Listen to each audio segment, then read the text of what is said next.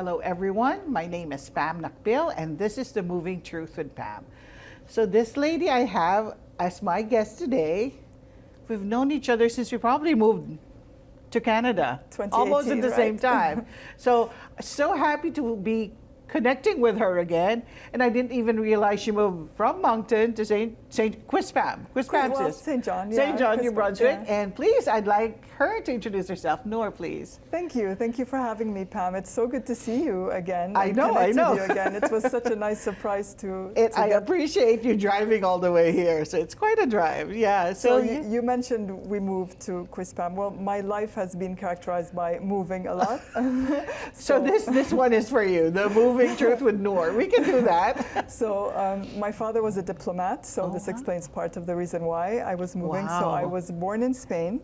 I'm from Jordan, but I was born in Spain. I did high school in Europe, and I did university in George Washington University in Washington, D.C., U.S. Then I went back to Jordan and worked there.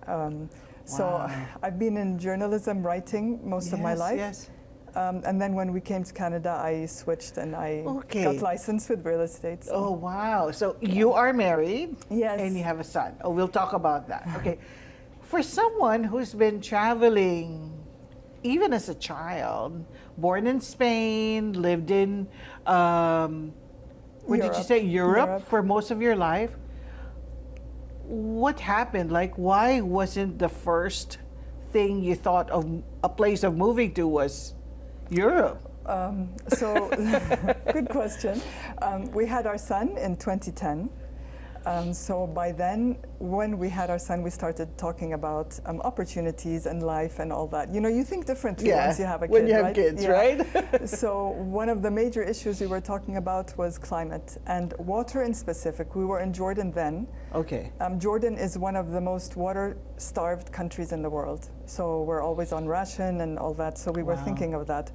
By the time our son graduates, we thought, by the time our son would graduate from university, the Middle East will be unlivable, also from high temperatures. Like right now, it's 55 degrees centigrade is 55 in Jordan? In the Middle East of the in Middle general, East. yeah, and in Jordan in the high 40s. Wow. 45 sometimes, yeah. I still remember the high temperatures, but not like, well, we have 50s also in the Philippines, so who am I to say? So, yeah, sometimes. So this is now. What about in the future? Also, we started looking economically. The leaders of the Middle East are not able to solve the problems of today. Okay. What about the problems of the Tomorrow. future? And you want the best for your son always. And we just started thinking maybe we should look at other options. And this we didn't especially now. Yeah, we didn't even predict COVID, of course, and we didn't predict Trump #2. So I mean, what's happening now? I mean, who could have thought, right? All these things. I mean, I never realized we talk about the Spanish flu so much in history, and like COVID, it's like what? That we lived through it. I mean, but you mentioned something, water. It's something we take for granted sometimes. Like here in Canada, if we have like boil water advisory, sometimes some people complain. Yeah. But yours is more scarcity. Ours is, we are like, in Jordan, there is water ration. You have a certain amount of water, and then after that, so you have to when you shower, you put the shower on and you let it run here and you just enjoy your stuff, right? In Jordan, you put the shower on. Once you shampoo, you have to turn it off. Shampoo, put the shower on, sponge your body. You keep things we take for granted. Yeah, you don't wash your car, you don't garden. I mean, you just be careful, basically. Canada has more water than all of the world combined. Yeah. I mean, that's amazing. So was that the #1 factor? Well, Canada has the most water. Climate was a very big consideration. Speaking of why we chose Canada. Yeah, why not Europe? Why not the U.S.? You studied there. I love Europe. I mean, I love Spain. I'm sure. I think of espadrilles. My heart is Spanish. My heart now, like my home now, like we're Canadian citizens. But why we chose Canada? Water, #1. We wanted a country that was strong economically and socially and politically, or stable. I mean, and have good people and have good opportunities, good schools, and all of that. So 2 countries came up that fit that criteria. Which ones? Canada and Canada and New Zealand, actually. Oh. Yeah. I mean, New really, Zealand's quite a travel. Yes, ways from you. Yes, but you know, we said Canada is the one. Yeah, I had never been here before. Oh. My husband had. So when you moved, it was your first time to Canada? My first time to Canada. Us too. I've been to me the too. U.S., but like, no, Yeah. that's the only North But American. why not consider the U.S. too? Because there was Well, it did nothing not like check this here. The boxes of stable Oh. politics, or So for stable you personally- society, or stable, you know, like, yeah. I had been there because I studied there. I lived there for 4 years. It's great, and it has great opportunities, but Canada just Seems to be topped it more up. stable, right? Yeah. And sometimes when you hear people in, the local Canadians, the ones we encountered when we came here, it sometimes you still see people complaining about everything. Maybe it's perspective, right? It's different when you're born here and you've experienced the outside world. You know, no place is perfect. True. No place at all is perfect. It's what is perfect for you and your needs, and your future and what you're thinking of. Every place has good people, bad people, good things, bad, Exactly, exactly. But it just ticked more boxes. Yes. More of the boxes Absolutely, for you. absolutely. So you've decided Canada was going to be the place for you. What was the process of you going through the moving? Like what pathway you took? What were the steps you took to get here? Well, I mean, we spoke to a lawyer back home who was certified in Canada as well. So we did it that way. We went, like, we're a little bit older, so we do not fit into the worker, And the point system, oh my gosh, 0 points when we were trying for it. So we came through the business track, the investment track. Okay. So this is what we did. But when we applied, the next day the immigration stopped in Canada. They closed it. So our file got really delayed. When was we this? started in 2012. 2012, We arrived in 2018. But back then it was a little bit easier, I should say, because you would get the PR when you're back home, and then you have a certain amount of time, a year, in order to come and settle. So that's what happened. We got our PR in the middle of my son's school. Okay. We did not want to change in the middle of the school. We just thought, let's finish, So we came in the summer of 2018. What happened between 2012 and 2018? What happened was 6 years. Yeah, well, the Canadian immigration closed. I mean, it does that every so often. Yes, I've noticed. like right now. Yeah. So I think they were having issues with certain things. They weren't wanted to change regulations. Okay. So, but though our regulations stayed, but it just got delayed. By the time they opened it up, there was a big backlog. So it just took long. And you were still in the business pathway. Yes, we didn't. Okay. Yeah, we were always in that pathway. I know, I've been checking that pathway. It's a little bit more investment heavy, right? You would have to invest quite an amount to come here for a business. Now the investment, you have to invest 150,000 Canadian. Okay. You have to have a net worth of 350,000 Exactly. minimum. You have to prove that you have a net worth, Yeah. and that was then back then. Oh wow! So, but back then you invest 150,000, and when you can prove that you do that business, you get some of the money back. So Okay. it's like an investment, But of course, our idea was education and IT related, because my husband is also in IT. So by the time we came, it was kind of obsolete. Okay. So we had to do something else. So you moved 2018. What did you do? What kind of business did you have to do? We came in 2018. Sort of. We were told, our papers are ready in 2017, so we had a whole year. So when we came here, we were still working on projects back home. My son was not feeling so good about coming here. He was 8 at the time, sure. and you're not too old, but you're not too young either. So he had his connections and his friends, and here family, we knew right? nobody. It was just the 3 of us, and we came to Moncton. So, and in private school and all that. I mean, his English is great because he went to English schools. Our English is great, so we don't have a language problem. Yes. But it was just, getting into the society was it's an harder. emotional thing for a Yeah, child, right? yes, At 8, you're yes. right. Not young, not old. So I decided to not get into work and just attend Wow. to, because he's the only son.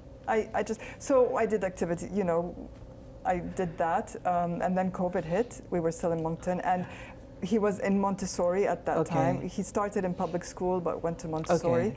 So they kind of, grade 6, Yeah. you know, is, Wow. they have a bit higher, Yeah. but it's less people. Yeah. So we said, let's put him with a lot of, you know, so we were looking for schools, and we found a great school in Rothsey. So we moved during Moved to- COVID, yeah. So, and that's when I got licensed with real estate. So you keep on moving. I keep on moving, but I mean, now You're settled. You're settled. You're settled. Yes. But like all these moves, Nur. I mean, did it take a toll on yourself, your husband? I mean, especially you because you've been moving as a child. I've been moving all the time. Yeah. All my life. I look at it as a good thing. I mean, I like change. Change is good. You know, you can think change is scary, but you know, change is always good. You have to like embrace it. Look for where you fit, and then you know it's been great for me. So And I come across across so many people from different cultures and different nationalities, and it's really a privilege. It's very nice. and you can't escape change, right? No, Even if you stayed put, Yeah. you will change. Yeah. So coming here, was it very difficult for you to settle in? Because you said it was so hard for your son, 8 years old, moving, and then knowing no one in Moncton. Knowing no one, yeah. So how did you eventually settle? I made it a point to get to know my community, my people around me. Not my community from where I come from, but my neighborhood, the people Yes. around me. I try to, you know, get into activities and, you know, get to know people and talk to people. And here I find that's how they accept you. You Yeah. have to make the effort as a newcomer. Yes. In like our part of the world, Yeah. every newcomer that comes, the locals make the effort, Yes. you know. But here it's different. The Different. newcomer has to make the effort. And so it took a while to realize that, but, you know. Is there a Yeah. big community from Jordan here? Like you're the only one I probably know. Yeah, I'm the only one I probably no, there are some. There are some. But not a big community Not a here. big community. So There's a big Arab community Okay. and a big Muslim community, but I'm very international, so You I are. just talk with You are. everybody and try to like connect with them. Yeah. So what was why Moncton first initially and why New Brunswick? Well, what was the reason behind that? When we picked Canada, we were like, okay, Toronto. And then we thought Everyone, Toronto. goes to Toronto. Yeah. It's going to be so hard to settle and Yeah. to get known and to know people. It's such a fast-paced Yes, life, yes. right? And we like BC because of the weather also, you know. So we were thinking about those, and then we decided, you know, why don't we? And the government at the time was focusing on New Brunswick. They wanted people to go to New Okay. Brunswick, so that was very much advertised and stuff. And we were looking at like, it's not so bad. It's a bit rural, but it's okay. You know, it's nice. I was actually looking for the rural part, really. It Yeah. might be good for starting and for Yeah. our kid, you know, I mean, you never know. So Yeah. so we said we'll come for an exploratory visit, which we had a right to do. Okay. So we came and we visited New Brunswick, Fredericton. Okay. We stayed there a few days. Moncton, we stayed Okay. here a few days, and St. John. When we came, it was April. Now, Okay. remember, I'm from the Middle East, hot, hot, hot. So April was really, I mean, I had to buy a jacket so that I can be warm here. My jacket just wasn't doing it, you know. And at that year, 2017, when we came, I think 2017 or 2016, I can't remember, it was April and snow on the ground. So I did not realize that. I didn't have the right clothes either. So, I mean, when we came to St. John, in the winter, it doesn't look so attractive, even though there's the ocean and all. So, and Fredericton, we felt it was, at that time, I didn't see many young people. Oh. So when we came to Moncton, we were like, oh wow, Well, this more. is I you know, love Moncton. We came bustling in place, June yeah. and we were cold. Like in Yeah. June. That was Yeah. June, right? So I understand where you're coming Yes. from. So it was a federal program that you went into, so you can actually choose where you want to go. We could choose, yes. It was a Yeah. provincial. You get nominated by the province, and then the federal approves. Oh, okay. Yeah. So I mean, it's a long process. what is the hardest part of you leaving? What was the hardest thing for you to let go of in leaving your home? The social aspect. I mean, Jordan, I like it, the Middle East and maybe Mediterranean and stuff. It's very sociable. Yeah. Like your house is always open. Family comes, friends come. You know, it's always you're invited. Weeknights, weekends. Like there's Doesn't always matter. social life. Yeah, and so we kind of miss that. But here you have the peace of mind. You know, everything is regulated, so people follow the rules. You know what to expect. There's no unpredictability that you have back home, you know, of things. So, Funny you say that there's no unpredictability, but that's home. So sometimes it's weird that we can say there's there's unpredictability when it's a place you consider for the longest time your home, right? So well, you get used to your own difficulties, and you get used to your own things. What do you miss most? Food. Food. I think I mean, any immigrant, I think food is the number one thing we miss. Yeah. What is the food you miss most? But it's not necessarily the food. It's the ingredients. It's the cucumbers and the bananas. We have like small. We have and different the tomatoes, kinds of bananas. and they're tasty. Like here, I don't have still doesn't taste the same. So I mean, it's minor It's just thing, but When we first came here, we had several banana options, small, big, whatever, and they're very sweet, very tasty. Yeah. And I think my taste has adjusted now to the bananas here, and I think they're fantastic. Yes, Probably because I mean, I mean, you will get used to it, right? Yeah. And what is your biggest? Do you have any regrets about moving? I don't. No, I don't. Not at all. No. I mean, Canada is great. The government is great. They always have a helping hand. I don't mean a helping hand, but I mean they guide you. It's really good, and you know where you are going, and you know what to do. It's amazing that way. So you have a lot of opportunities, and the nature is unbelievable. I know. Like we go hiking, and we still have so many things to explore. We go to Quebec, we go to Nova Scotia, we want to go to Nunavut. I don't know, Me too. We want to go and see so many places. Northern Lights in person. Yeah. So, no, of course not. And our son is really He's enjoying it. How now. is he? He's doing really well. He flourished. How old now? He's 16. 16. Oh my 16, goodness. yeah. You've crossed the teenage threshold a few years ago. He's 16 and really enjoying it and really participating. He does the music festival competition. Wow. Does he piano. plays? Yeah. Oh, wow. Yeah, so I mean, he's just, his personality came out here, so it's great. You talked about the government being giving. I think most of the people, well, not most, I shouldn't say that.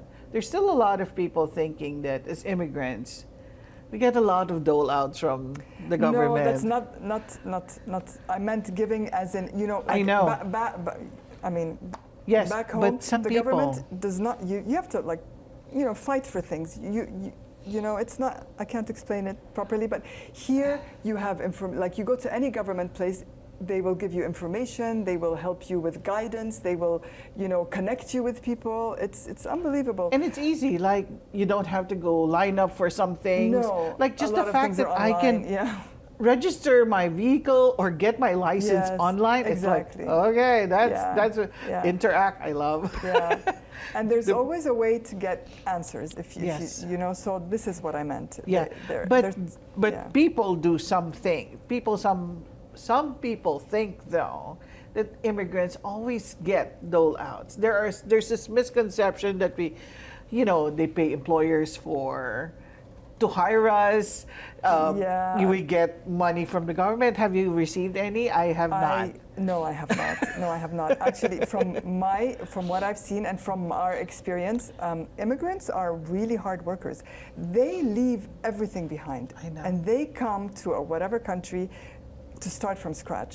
They're not joking around. You Yeah. know, they're not, playing around. They have to make it. Work. You have to make it, or else you go back. Back against zero again, yeah, right? Yeah, and you have kids. Of course, you have to fight to make it. So I think immigrants are one of the most hardworking groups I that you will can find. agree. And no, I don't think dole-outs. I never heard of that. I pay taxes. Yeah, I paid more than I. I pay taxes. I work hard. The life of the immigrant. I think from a lot of people that I speak to, because they come maybe not with the right credentials. Yes, according yes. to Canada, is very regulated. So they're always like every immigrant I see, like a lot of them, they're always studying. Studying for this, license for this. So It's difficult. I think the idea of moving, it's not easy. It's like, No. it totally hit me when we were leaving that I had 2 suitcases that represented me, my life, Yes. for the past 50 years. Yes. And I'm leaving yeah. everything behind just for Yeah. this, right? Yeah. So some people, I think, need to realize that it's a challenge to Yeah. leave everything Yeah. behind. It is a challenge. Yeah. What can you say about, immigration now is very different from when we arrived here. Yeah.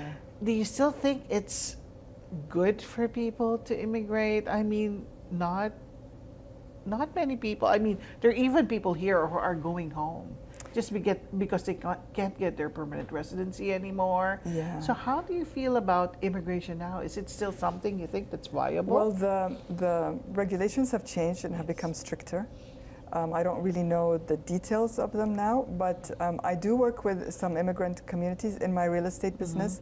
I have a niche. I mean, I work with buyers and sellers as Yeah. well in the province, but I also have a niche where immigrants come, like we did, to Like we purchase did. a business or We to start a understand, business. right? Right. So I help them buy a business. I help them find the location that suits them for their business and their life and all that.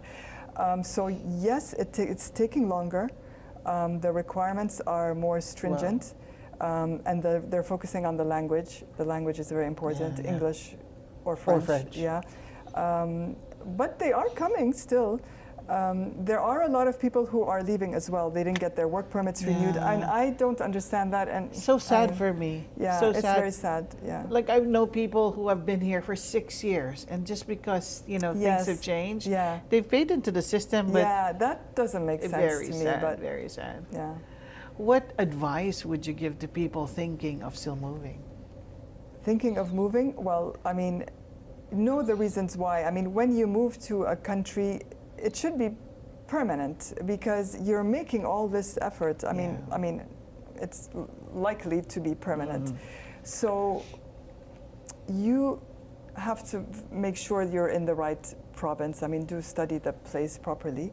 And I mean, my advice is when they're here, to buy a home. If they can, if they have the means to buy a home, because that helps you stabilize and settle, and that helps you build the wealth that you need in order to do things, and also to get to know the community, because a lot of things happen here when they trust you. How do they trust you when they interact with you? Like I notice a lot of immigrants, they stick to themselves and their groups. I don't right. think that is